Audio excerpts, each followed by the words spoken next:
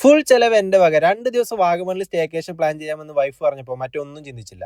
റിസോർട്ടിൽ നിന്നും അയച്ചു തന്ന ലൊക്കേഷൻ ലക്ഷ്യമാക്കി വണ്ടി വിട്ടു. പോകുന്ന വഴിയെല്ലാം അതിമനോഹരമായിരുന്നു. എണ്ണിയാൽ തീരാത്ത അത്രയും വെള്ളച്ചാട്ടങ്ങളും നട്ടുച്ചക്ക് പോലും കോടം മൂടിയ വഴികളും. അങ്ങനെ ആ കിടിലൻ ഡ്രൈവിന് ശേഷം നമ്മൾ റിസോർട്ടിലെത്തി. അവളുടെ സെലക്ഷൻ ഒരിക്കലും മോശമാവില്ല എന്ന് ഉറപ്പിക്കുന്നതായിരുന്നു എനിക്ക് കിട്ടിയ ആദ്യ ഇംപ്രഷൻ. 6 മണിക്കൂറിലധികം ഡ്രൈവ് ചെയ്താണ് കോഴിക്കോട് നിന്ന് ഇവിടെ എത്തിയത്. റൂമിലെത്തി ഒന്ന് റെസ്റ്റ് എടുത്താൽ മതി എന്ന ഒറ്റ ചിന്തയായിരുന്നു. ആവശ്യത്തിനുള്ള എല്ലാ സൗകര്യങ്ങളും ഉള്ള ഒരു ലക്ഷറി ഡോം സ്റ്റേ ആണ് ഇവിടെ. ഒരു ചെറിയ ഉറക്കം കഴിഞ്ഞ് എഴുന്നേറ്റപ്പോഴേക്ക് ആംബിയൻസ് ആകെ മാറി. വളരെ പെട്ടെന്നാണ് വാഗമണിൽ കാലാവസ്ഥ മാറി.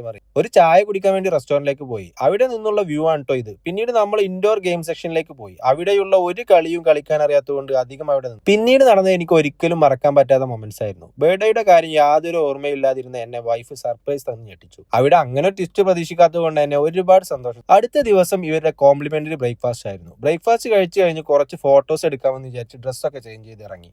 നല്ല കുറച്ച് ഫോട്ടോസ് ഒക്കെ എടുത്തു. പിന്നെ ഇന്ന് കഴിച്ച ലഞ്ചിനെ കുറിച്ച് എടുത്ത് പറയാതിരിക്കാൻ പറ്റില്ല. നല്ല ടേസ്റ്റുള്ള വെറൈറ്റി ബിരിയാണി ആയിരുന്നു. പിന്നെ ഇവിടെ സൈക്ലിംഗ് അതുപോലെ ടീ പ്ലക്കിംഗ് എക്സ്പീരിയൻസ് ചെയ്യാനുള്ള സൗകര്യം ഒക്കെ ഇവർ ചെയ്തു തരും. അതൊക്കെ നമ്മളും ട്രൈ ചെയ്തിട്ടോ. നല്ല ഫോട്ടോസ് ഒക്കെ എടുത്തു. ഈ എടുക്കുന്ന ഫോട്ടോസ് ഒക്കെ അക്കൗണ്ടിൽ പോസ്റ്റ് ചെയ്യുന്നുണ്ട്. ഈവനിങ് ആയപ്പോൾ അവിടെയുള്ള ഗസ്റ്റിനെ എല്ലാം കൂട്ടി ഇവർ ഒരു ഹൈക്കിങ്ങിന് കൊണ്ടുപോയി. ഇവിടെ എനിക്ക് ഏറ്റവും ഇഷ്ടപ്പെട്ട ഒരു ആക്ടിവിറ്റി ആയിരുന്നു അത്. ഈ ഒരു വ്യൂവും ആംബിയൻസും കണ്ടാൽ തന്നെ നിങ്ങൾക്ക് മനസ്സിലാവും.